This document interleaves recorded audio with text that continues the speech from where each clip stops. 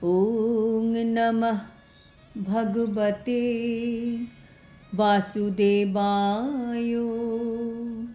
শ্রীমদ্ ভগবদ্ গীতা অষ্টম অধ্যায় অক্ষর ব্রহ্মযোগ। হরে কৃষ্ণ।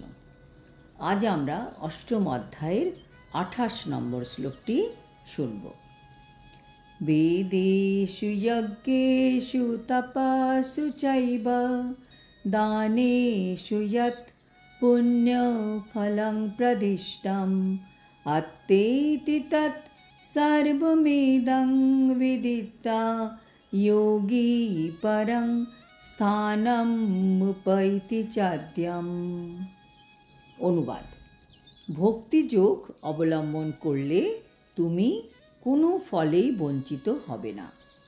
বেদপাঠ, যজ্ঞ অনুষ্ঠান, তপস্যা, দান আদি যত প্রকার জ্ঞান ও কর্মের সাধন আছে, সেই সমুদয়ের ফল যোগী বা ভক্ত ভক্তিযোগ দ্বারা লাভ করে আদি পরম ধাম প্রাপ্ত হন।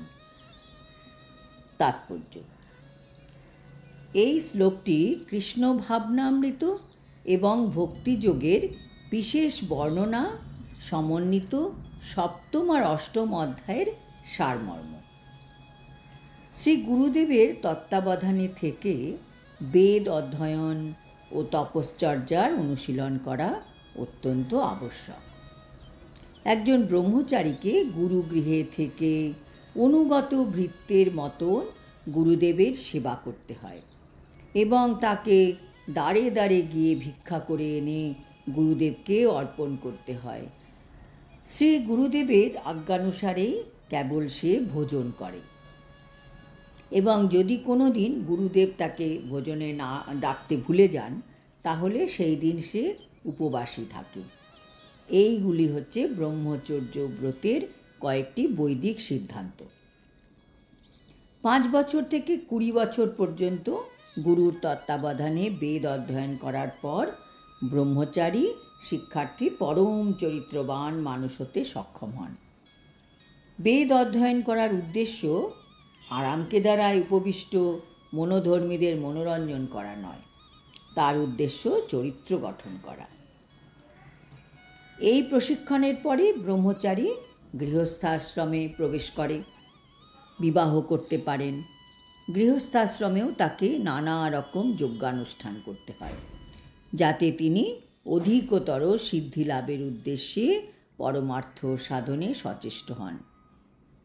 ভগবদ্গীতার বর্ণনা অনুযায়ী দেশ, কাল ও পাত্র বিচারে এবং সত্য, রজ ও তমগুণের পার্থক্য নির্ণয় করে যথোপযুক্তভাবে দান ধ্যান করাও তার অবশ্য কর্তব্য, একজন গৃহস্থর কর্তব্য। তারপর গৃহস্থ আশ্রম থেকে নিবৃত্ত হয়ে বানপ্রস্থ আশ্রম অবলম্বন করে বনবাসী হয়ে বল্কল ধারণ করে ক্ষৌরকর্ম পরিহার করে তাকে নানা রকম তপশ্চর্যার অনুশীলন করতে হয়। এইভাবে ব্রহ্মচর্য, গার্হস্থ্য আর বানপ্রস্থ এবং সবশেষে সন্ন্যাস আশ্রমের বিধিবিধান পালনপূর্বক তাকে জীবনের পরম সিদ্ধির স্তরে উন্নীত হতে হয়। তাদের মধ্যে কেউ কেউ স্বর্গলোকে উন্নীত হন এবং তারপরে আরও উন্নতি সাধন করার পরে পরব্রহ্ম নির্বিশেষ ব্রহ্মজ্যোতি অথবা বৈকুণ্ঠ লোকে বা কৃষ্ণলোকে পরম মুক্তি লাভ করেন। বৈদিক সাহিত্যে এই পথের দিগদর্শন দেওয়া হয়েছে। তবে কৃষ্ণ ভাবনামৃতের সৌন্দর্য হল যে কেবল ভগবানকে যদি ভক্তি করা যায়, তাহলেই হচ্ছে সেটি একমাত্র সাধনা, আর সেটি হচ্ছে সমস্ত আশ্রম ও বৈদিক কর্মকাণ্ডের আচার অনুষ্ঠান থেকে নিজেকে অতিক্রম করা যায় যদি কেউ কৃষ্ণ ভাবনামৃত অবলম্বন করে ভক্তিপথে থাকতে পারে। ইদং বিদিত্তা শব্দ দুটির দ্বারা বোঝানো হয়েছে যে ভগবদ্গীতার এই অধ্যায়ে আর সপ্তম অধ্যায়ে শ্রীকৃষ্ণ প্রদত্ত উপদেশ বোঝা উচিত। পুঁথিগত বিদ্যা বা জল্পনা কল্পনার মাধ্যমে বোঝবার চেষ্টা না করে ভক্ত সঙ্গে থেকে তা শ্রবণের মাধ্যমে হৃদয়ঙ্গম করার চেষ্টা করা উচিত। আর সপ্তম থেকে শুরু করে দ্বাদশ পর্যন্ত অধ্যায়গুলি ভগবদ্গীতার সারমর্ম। প্রথম 6টি অধ্যায় আর শেষের 6টি অধ্যায় যেন মাঝের এই 6টি অধ্যায়কে প্রোটেক্ট করে রেখেছে, যেগুলি বিশেষভাবে স্বয়ং পরমেশ্বর ভগবানের দ্বারা সুরক্ষিত রয়েছে। যদি কোনো ভাগ্যবান ভক্ত সঙ্গে ভগবদ্গীতার বিশেষ করে মাঝখানের এই 6টি অধ্যায়ের তত্ত্ব যথার্থভাবে বুঝতে পারে, তাহলে তার জীবন সমস্ত তপ, যজ্ঞ, দান, ধ্যান, মনোধর্ম আদির ঊর্ধ্বে দিব্য কীর্তির দ্বারা গৌরবান্বিত হয়। কেননা শুধুমাত্র কৃষ্ণ ভাবনার মাধ্যমেই তিনি এই সব রকম কর্মের সুফল অর্জন করতে পারেন।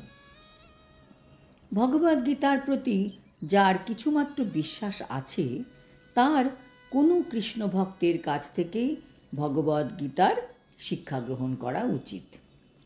কারণ 4র্থ অধ্যায়ের প্রারম্ভেই স্পষ্টভাবে বলা হয়েছে যে ভগবদ্গীতার তত্ত্বজ্ঞান কেবল ভক্তরাই উপলব্ধি করতে পারেন, অন্য কেউ যথাযথভাবে ভগবদ্গীতার উদ্দেশ্য বুঝতে পারে না।